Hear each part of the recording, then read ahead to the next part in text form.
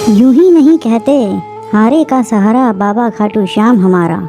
जय श्री श्याम। के सहारे लखदातार, नीले घोड़े के सवार, मोरवी नंदन, शीश के दानी खाटू नरेश श्री खाटू श्याम महाराज के मंदिर के बारे में, जो राजस्थान के सीकर जिले के एक गांव खाटू गांव में स्थित है। खाटू श्याम जी, जिन्हें कलयुग में कृष्ण का अवतार भी माना जाता है, क्योंकि भगवान कृष्ण ने उन्हें वरदान दिया था कि खाटू श्याम जी कलयुग में उनके नाम श्याम के नाम से पूजे जाएंगे। यही वजह है कि आज खाटू श्याम जी देश भर में करोड़ों भक्तों द्वारा पूजे जाते हैं। श्याम जी का खाटू गांव में स्थित मंदिर भारत देश के कृष्ण भगवान के मंदिरों में सबसे ज़्यादा प्रसिद्ध है। इस मंदिर की हिंदू भक्तों में बहुत मान्यता है और यहाँ साल भर बाबा श्याम के प्रति आस्था रखने वाले 40 लाख भक्त हर साल उनके दर्शन के लिए पहुँचते हैं। पौराणिक कथा के अनुसार खाटू श्याम जी का ये मंदिर महाभारत काल में बना था और मंदिर का इतिहास भी महाभारत की लड़ाई से जुड़ा है और इस पौराणिक कथा का वर्णन इस वीडियो में आपको अंत में मिल जाएगा, तो वीडियो को अंत तक पूरा देखें। मैं तू छाँव बनकर आया है, मेरी तकलीफ़ को तूने हर बार अपनाया है। कैसे करूं तेरा शुक्रिया मेरे श्याम बाबा, तूने ही तो मुझ कंकर को हीरा बनाया है। इन्हीं पंक्तियों के साथ श्याम बाबा को याद करते हुए शुरुआत करते हैं खाटू श्याम जी के मंदिर की जानकारियों के बारे में। खाटू श्याम का मंदिर राजस्थान की शेखावटी अंचल में अरावली की पहाड़ियों में स्थित है। खाटू श्याम जी का मंदिर अब राजस्थान में नहीं बल्कि समूचे भारत में इसकी ख्याति फैल चुकी है। मंदिर में उनके धड़ विहीन शीश की पूजा होती है। खाटू श्याम धाम का फाल्गुन मेला काफ़ी प्रसिद्ध है। इस अवसर पर बड़ी संख्या में श्रद्धालु यहाँ आते हैं। हिंदी कैलेंडर के अनुसार फाल्गुन माह में शुक्ल पक्ष की एकादशी तिथि इस मेले का सबसे महत्वपूर्ण दिन होता है। ऐसा माना जाता है कि खाटू बाबा के दर्शन मात्र से ही श्रद्धालुओं के जीवन के सारे कष्ट मिट जाते हैं। अगर आप श्याम बाबा के दर्शन के लिए पहुंचना चाहते हैं तो आप यहां सड़क मार्ग, रेल मार्ग और वायु मार्ग तीनों माध्यम से पहुंच सकते हैं। यदि सड़क मार्ग से खुद की गाड़ी ले जा रहे हैं तो खाटू गांव सड़क मार्ग से सीधा जुड़ा हुआ है। जयपुर सीकर राजमार्ग पर रिंगस कस्बे से संतोषपुरा गांव में होते हुए खाटू श्याम मंदिर की दूरी 18 किलोमीटर है, जिसे श्याम प्रेमी पैदल ही तय करते हैं। सीकर से जयपुर सीकर राजमार्ग पर 37 किलोमीटर बाद पलसाना होते हुए खाटू श्याम जी रोड जाता है। उससे खाटू श्याम मंदिर सीधा सड़क मार्ग से जुड़ा हुआ है, जो कुल 46 किलोमीटर की दूरी पर है। सीकर से राजधानी जयपुर से चोमू एवं रिंगस होते हुए 80 किलोमीटर की दूरी पर आता है खाटू श्याम मंदिर। या अगर आप बस द्वारा खाटू श्याम मंदिर जा रहे हैं तो जयपुर, सीकर, नागौर, किशनगढ़ अन्य रोडवेज बस स्टैंड से खाटू श्याम मंदिर तक की सीधी बसें आसानी से मिल जाती हैं। मेले के समय एक्स्ट्रा बसों का इंतजाम भी प्रशासन द्वारा किया जाता है। अगर रेल मार्ग द्वारा पहुंचना चाहते हैं तो जयपुर चूरू रेल मार्ग पर रिंगस जंक्शन सबसे नज़दीकी रेलवे स्टेशन है, जो कि 18 किलोमीटर की दूरी पर है। इसके साथ खाटू श्याम मंदिर के नज़दीकी बड़े रेलवे स्टेशन में सीकर सिटी स्टेशन जो कि 46 किलोमीटर, फुलेरा जंक्शन जो 65 किलोमीटर, जयपुर जंक्शन जो 80 किलोमीटर, अजमेर जंक्शन जो 172 किलोमीटर की दूरी पर है। इन सभी स्टेशन से आपको राज्य पथ परिवहन की बस सेवा एवं निजी टैक्सी गाड़ियां हमेशा तैयार मिलती हैं। अगर आप देश की राजधानी दिल्ली से बाबा श्याम के दर्शन करना आना चाहते हैं तो आप पहले दिल्ली की किसी भी रेलवे स्टेशन से जयपुर आ जाइए। यहां से आपको खाटू श्याम मंदिर तक आने के बहुत से साधन मिल जाएंगे। यदि आप हवाई यात्रा के माध्यम से जाना चाहते हैं तो सबसे पास जयपुर अंतर्राष्ट्रीय हवाई अड्डा है, जहाँ से आप टैक्सी के द्वारा सीधे खाटू श्याम तक पहुँच सकते हैं। अगर आप इस मंदिर की यात्रा करने के अच्छे समय के बारे में जानना चाहते हैं तो बता दें कि मंदिर की यात्रा करने के लिए अक्टूबर से मार्च का समय सही समय है, क्योंकि इस दौरान यहाँ का मौसम ठंडा रहता है। साथ ही मार्च में होली से पहले यहाँ मेले का आयोजन होता है, जिसमें कई राज्यों से जन सैलाब यहाँ दर्शन लाभ लेने आते हैं। इस दौरान यात्रा करके आप एक खास अनुभव प्राप्त कर सकते हैं।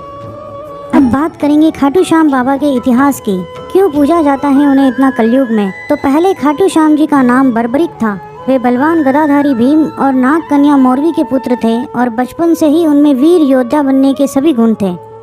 उन्होंने युद्ध करने की कला अपनी माँ और श्री कृष्ण से सीखी थी और उन्होंने भगवान शिव की गौर तपस्या करके 3 बाण भी प्राप्त किए थे। ये तीनों बाण उन्हें तीनों लोकों में विजय बनाने के लिए काफ़ी थे। ऐसा भी माना जाता है कि पांडव काल के दौरान जब पांडवों को हस्तिनापुर से निर्वासन के दौरान पांडवों द्वारा यह मंदिर बनाया गया था। एक बार उन्हें जब पता चला कि कौरवों और पांडवों के बीच युद्ध होने वाला है तो उन्होंने भी युद्ध में शामिल होने की इच्छा जताई। इसके लिए जब वे अपनी माँ के पास आशीर्वाद लेने पहुँचे तो उन्होंने हारे हुए पक्ष की ओर से युद्ध लड़ने का वचन दिया। जब कृष्ण को बर्बरिक के इस वचन का पता चला तो वे ब्राह्मण का रूप धारण कर उनका मजाक उड़ाने लगे और कहने लगे कि वे 3 बाण से क्या युद्ध लड़ेंगे। तब बर्बरिक ने कहा कि उनका एक बाण ही शत्रु की सेना को मारने के लिए काफ़ी है। ऐसे में अगर उन्होंने तीनों तीरों का इस्तेमाल किया तो ब्रह्मांड का विनाश हो जाएगा। ये जानकर भगवान श्री कृष्ण ने बर्बरिक को चुनौती दी कि पीपल के इन सभी पत्तों को वेद कर बताओ। बर्बरिक ने चुनौती स्वीकार की। उनकी परीक्षा लेने के लिए श्री कृष्ण ने एक पत्ती अपने पैरों के नीचे दबा ली। बर्बरिक ने एक बाण से सभी पत्तियों पर निशाना कर दिया और श्री कृष्ण के पैरों के पास चक्कर लगाने लगा और श्री कृष्ण से कहा कि एक पत्ता आपके पैर के नीचे दबा हुआ है, अपने पैर हटा लीजिए वरना आपको पैरों पर चोट लग जाएगी। इसके बाद श्री कृष्ण ने बर्बरिक से पूछा कि वे युद्ध में किसकी तरफ से शामिल होंगे। बर्बरिक ने जवाब दिया कि जो पक्ष हारेगा वे उनकी तरफ से युद्ध लड़ेंगे। श्री कृष्ण को ज्ञात था कि युद्ध में हार तो कौरवों की होनी है। ऐसे में अगर बर्बरिक ने उनके साथ युद्ध लड़ा तो गलत परिणाम सामने आ सकते हैं। उन्होंने बर्बरिक को रोकने के लिए उनसे दान की मांग व्यक्त की। दान में उन्होंने बर्बरिक का सिर मांगा। बर्बरिक ने कहा कि मैं दान जरूर दूंगा। उन्होंने श्री कृष्ण के चरणों में अपना सिर काट कर रख दिया और उनसे आखिरी इच्छा व्यक्त की। उन्होंने कहा कि वे महाभारत का युद्ध अंत तक अपनी आंखों से देखना चाहते हैं। श्री कृष्ण ने उनकी इस इच्छा को स्वीकार करते हुए बर्बरिक के सिर को युद्ध वाली जगह पर एक पहाड़ी के ऊपर रख दिया, जहाँ से बर्बरिक ने अपनी आंखों से अंत तक महाभारत युद्ध देखा। युद्ध के बाद पांडव लड़ने लगे कि युद्ध में जीत का श्रेय किसको जाता है। तब बर्बरिक ने कहा कि श्री कृष्ण के कारण वे युद्ध जीते हैं। श्री कृष्ण बर्बरिक के इस बलिदान से बहुत प्रसन्न हुए और उन्होंने कलयुग में श्याम के नाम से पूजे जाने का अनमोल वचन दिया। खाटू श्याम मंदिर की बात की जाए तो इसका निर्माण सबसे पहले 1027 ईस्वी में रूप सिंह चौहान और उनकी पत्नी नर्मदा कंवर ने करवाया था। बाद में 1720 ईस्वी में मंदिर का जीर्णोद्धार किया गया और एक रईस दीवान अभय सिंह द्वारा पूर्व निर्मित किया गया। इस समय गर्भगृह का निर्माण किया गया और मूर्ति की स्थापना भी की गई। यह वह संरचना भी है जो आज भी कायम है। खाटू श्याम मंदिर का इतिहास और पूरी कहानी महाभारत से मिलती है। मंदिर की वास्तुकला के बारे में बात की जाए तो खाटू श्याम मंदिर एक समृद्ध वास्तुकला का दावा करता है। उसे चूने के मोर्टार, टाइल, पत्थर और दुर्लभ पत्थर से बनाया गया है। मंदिर मूर्ति के गर्भगृह में देव स्थापित हैं। मंदिर की दीवारों को सोने की चादरों से खूबसूरती से सजाया गया है। प्रार्थना कक्ष को जगमोहन कहते हैं, जो केंद्र के ठीक बाहर स्थित है। प्रवेश और निकास द्वार संगमरमर से बने हैं और हालवे में पौराणिक प्राणियों को चित्रित करने वाली दीवारों पर विस्तृत चित्र हैं। खाटू श्याम मंदिर में दर्शनीय स्थल की बात की जाए तो खाटू गांव में जिस जगह पर खाटू श्याम जी का मंदिर बना हुआ है वहीं पर एक कुंड भी बना हुआ है, जिसे श्याम कुंड के नाम से जाना जाता है। कहते हैं कि जिस जगह पर कुंड बना हुआ है इसी जगह को खोदकर श्याम जी का कटा हुआ सिर निकला था। इस कुंड की पौराणिक ऐसी मान्यता है कि जो भी भक्त इस कुंड में स्नान करता है उसके शरीर के कोई भी चर्म रोग हो वो एकदम ठीक हो जाते हैं। खास तौर से वार्षिक फाल्गुन मेले के दौरान यहाँ डुबकी लगाने की बहुत मान्यता है। गौरी मंदिर जो मंदिर के पास ही स्थित है, जिसके लिए कहा जाता है कि औरंगजेब की फौज ने जब इसे तोड़ने की कोशिश की तो शिवलिंग से रक्त की धार बह निकली, जिससे डर के मुगल फौज भाग खड़ी हुई। जीण माता का मंदिर जो खाटू गांव से 29 किलोमीटर दूर गांगू नामक गांव में स्थित है, यह लगभग 1000 साल पुराना है। माँ की महिमा ऐसी है कि जब मुगल बादशाह औरंगजेब ने इस मंदिर को तोड़ने के लिए सैनिक भेजे तो उन पर मधुमक्खियों ने हमला कर दिया और तब तक पीछा नहीं छोड़ा जब तक कि बादशाह ने माता के सामने हाथ नहीं जोड़े। खाटू श्याम मंदिर का मेला होली के कुछ दिनों के पहले फरवरी मार्च में भव्य मेला आयोजित होता है, जिसमें देश ही नहीं विदेशों से भी बाबा के भक्त उनके दर्शन के लिए आते हैं। फाल्गुन मेला खाटू श्याम जी का मुख्य मेला है। यह मेला 5 दिनों के लिए लगाया जाता है, जिसमें भक्त श्याम बाबा के साथ होली का त्यौहार मनाते हैं। खाटू श्याम जी मेले का आकर्षण यहाँ होने वाली मानव सेवा भी है। बड़े से बड़े घराने के लोग आम आदमी की तरह यहाँ आकर श्रद्धालुओं की सेवा करते हैं। कहा जाता है कि ऐसा करने से पुण्य की प्राप्ति होती है। खाटू श्याम मंदिर के बारे में कुछ महत्वपूर्ण एवं रोचक तथ्य जो मंदिर दर्शन से पहले एक बार अवश्य जान लेनी चाहिए। क्यों चढ़ाया जाता है श्याम बाबा को निशान? सनातन संस्कृति में ध्वजा विजय की प्रतीक मानी जाती है। श्याम बाबा द्वारा किए गए बलिदान, शीश दान के लिए उन्हें निशान चढ़ाया जाता है। यह उनकी विजय का प्रतीक माना जाता है, क्योंकि उन्होंने धर्म की जीत के लिए दान में अपना शीश ही भगवान श्री कृष्ण को समर्पित कर दिया था। निशान केसरी, नीला, सफ़ेद, लाल रंग का झंडा होता है। इन निशानों पर श्याम बाबा और भगवान कृष्ण के फोटो लगे होते हैं। इन निशानों पर नारियल और मोर पंखी भी सजी होती है। आजकल कई भक्तों द्वारा सोने और चांदी के भी निशान श्याम बाबा को अर्पित किए जाते हैं। देव उठनी एकादशी को जन्मोत्सव। खाटू श्याम जी का जन्मोत्सव हर साल कार्तिक शुक्ल पक्ष की देव उठनी एकादशी को बड़ी धूमधाम से मनाया जाता है।